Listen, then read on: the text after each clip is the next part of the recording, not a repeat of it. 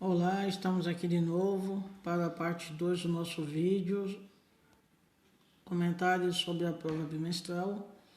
Vamos para a pergunta número 5. Novamente eu quero a resposta errada. Então significa que eu tenho 5 afirmações aí e dessas afirmações uma está totalmente errada e 4 totalmente certa. Vamos analisando, né? Então, primeira alternativa aqui. Em uma cadeia alimentar, os seres vivos servem de alimento um para o outro. Correto? Sim. A gente já viu que a essência da cadeia alimentar é justamente isso. Um ser vivo passar, servir de energia para o outro ser vivo continuar existindo, e isso é um ciclo onde todos vão contribuir com essa cadeia alimentar. Então essa alternativa é verdadeira. E eu não vou marcar ela porque eu quero a errada. Segunda alternativa, o consumidor primário sempre se alimenta de um produtor. Correto isso? Correto. Quem é o consumidor primário? O animal herbívoro, o animal que se alimenta de um vegetal. Ele sempre vai se alimentar de um produtor, que é um vegetal. Lembrando que esse produtor aqui pode ser o capim, pode ser a folha seca, pode ser o arbusto, a alga dentro do mar, a alga no rio, o fruto, A fruta que está lá, quando o passarinho vai lá e bica, fica ali se alimentando do fruto, da banana, de uma maçã, seja ela qual for, esse animal ele é um consumidor primário, porque ele é um animal herbívoro. Essa alternativa está correta, mas eu não vou marcar ela porque eu quero a errada. Os seres vivos produtores são autótrofos. Correto isso? Correto. A gente já viu que todos os seres vivos autótrofos são capazes de produzir sua própria energia. Por isso, eles também recebem o nome de produtores. Certo? Então, esta alternativa é verdadeira e nós não vamos marcá-la. Quarta alternativa. Os seres vivos produtores, também chamados de herbívoro. Opa, isso não é correto. Herbívoro é a classificação que nós damos a todos os animais que se alimentam de vegetais. E produtores são todos os seres vivos que produzem seu próprio alimento, que faz parte da família dos vegetais. Então, são todos os vegetais produtores, eles não podem ser herbívoros. Esta é a resposta errada. É ela que a gente vai marcar. Mas antes de marcar, vamos analisar a última alternativa, para ter certeza que só existe ela de errado. Em uma cadeia alimentar, todo consumidor primário é um herbívoro. Correto? Correto. A gente já falou alguns minutos lá atrás que consumidor primário é o animal que se alimenta de vegetais. E ele também recebe a classificação de herbívoro. Então vamos marcar a resposta correta, que é esta aqui. Esta é a resposta correta, ou seja, a correta errada, que é o que a gente quer. Indo para a pergunta 6, sobre cadeia alimentar e teia alimentar, marque a alternativa correta. Agora eu quero a correta. Que eu tenho alternativas onde uma é verdadeira e o resto são erradas. E eu não quero dessa vez. Eu quero a verdadeira, certo? Então vamos analisar. As teias alimentares são várias cadeias alimentares interligadas. Como assim? O que é uma teia? Teia lembra o quê? Casa de aranha. Você já viu uma teia de aranha? Quantos fios tem uma teia de casa de aranha? Só tem um fio de um lugar para o outro? Não, né? Porque senão a aranha só podia ir de um ponto para outro. Ia e vinha, não podia ir mais para lugar nenhum. E outra coisa, né? A casa da aranha, com um fio só, o que vai acontecer? Ela vai cair, não tem sustentação. Então, o que a aranha faz? ela amarra a sua casa com vários fios ligando para todos os lados. Então, teia alimentar significa que várias cadeias alimentares elas estão interligadas. Vamos pensar um pouquinho antes de olhar essa alternativa aqui, antes de olhar essa pergunta. Pensa no jardim, por exemplo. O jardim é uma teia alimentar. O fundo do seu quintal é uma teia alimentar, se você tiver um quintal que não seja encimentado. Pensa comigo. Lá você encontra o quê? Formigas, aranhas, pássaros nas árvores, minhocas no chão, né? Então, olha só, formigas comem o que encontra ali pela frente, no caso, folhas. 90% das formigas são herbívoras, então as formigas vão lá, capturam as folhas, pedaços de frutos. Essa formiga faz parte da cadeia alimentar de pássaros. Pássaros, alguns são herbívoros, outros são carnívoros. Se você tem um quintal grande, é muito provável que você tenha sapos, ou rãs, ou pererecas, ou lagartixas, que se alimentam de insetos. Com certeza você vai ter aranhas, e essas aranhas comem insetos. Então, deu para perceber a ligação de vários seres vivos interligando-se, são várias cadeias alimentares. Então, aqui na nossa pergunta, quando ele diz até alimentar são várias cadeias alimentares interligadas, sim, esta é a resposta correta. Mas vamos analisar as outras. Na cadeia alimentar só pode existir um tipo de produtor. Verdade? Errado. Seria a mesma coisa dizer que só poderia ter uma árvore, ou só um tipo de árvore. Imagine o seu quintal. Então, se tivesse capim, não poderia ter árvore. Se tem árvore, não pode ter capim. Ou se tiver árvore, só pode ter um tipo de árvore. Não é isso que a gente encontra na natureza. A variedade de vegetais é enorme, né? Então, mais uma vez, essa alternativa ela é errada. Aí outra alternativa, as cadeias alimentares são isoladas da natureza, o que significa que o mesmo ser não pode participar de várias cadeias alimentares diferentes. O que ele quer dizer com essa alternativa aqui? Que o animal que faz parte daquela cadeia alimentar não pode fazer parte de outra. Vamos pensar?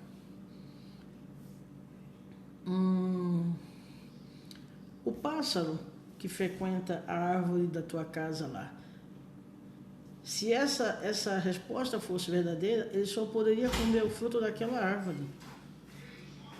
E isso a gente sabe que é errado.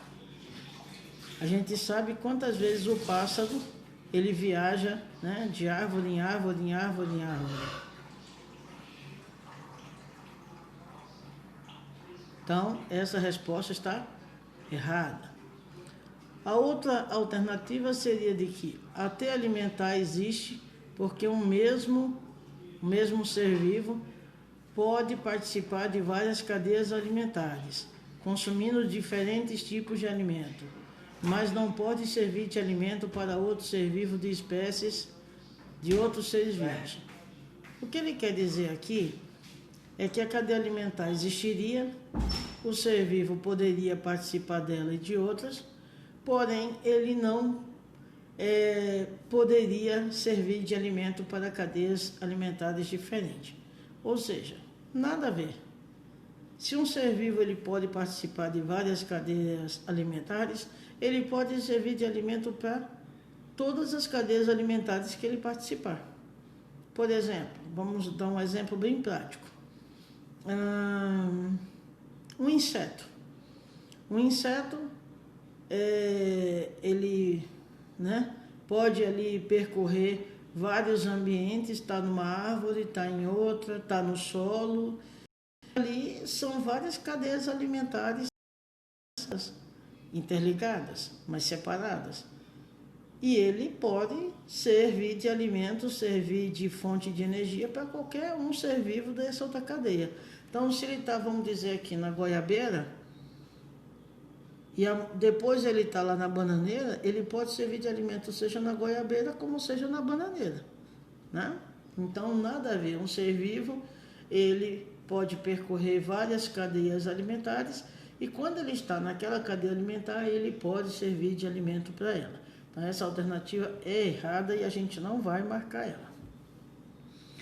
Um animal que é um consumidor primário em uma cadeia alimentar sempre será um consumidor primário em qualquer outra cadeia alimentar. Não. Nem sempre.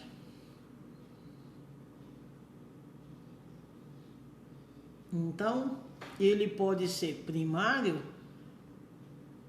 no sentido de que ele pode ser o primeiro a se alimentar. E necessariamente não quer dizer que nas outras ele seja primário.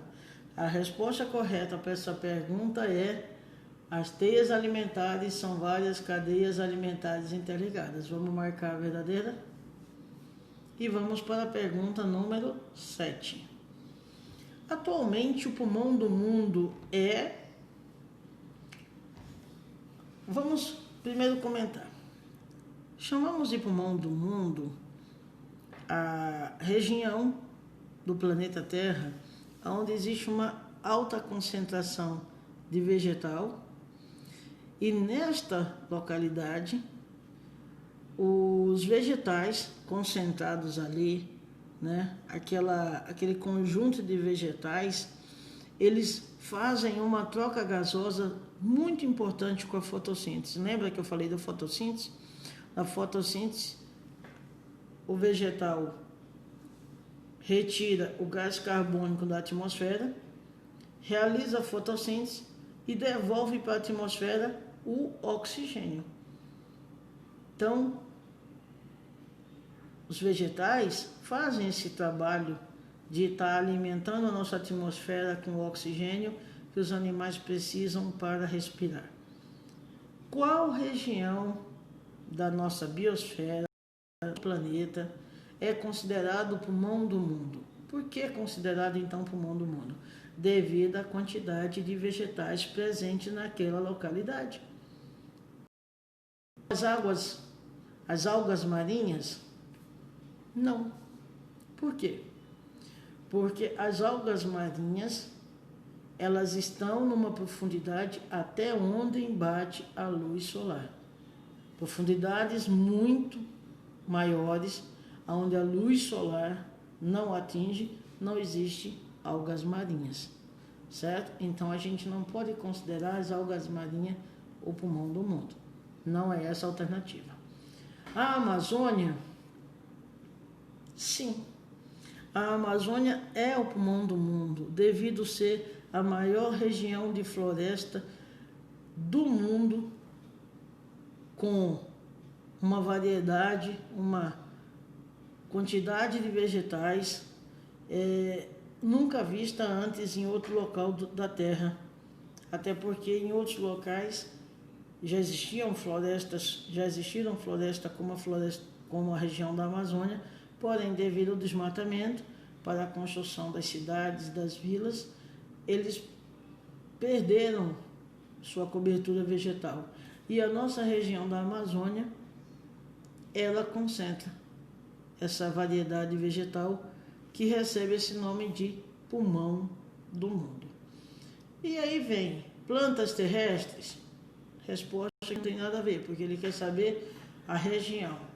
Pantanal? Não, o Pantanal é uma das regiões únicas no mundo. O Pantanal brasileiro é uma das regiões únicas do mundo. Em que sentido?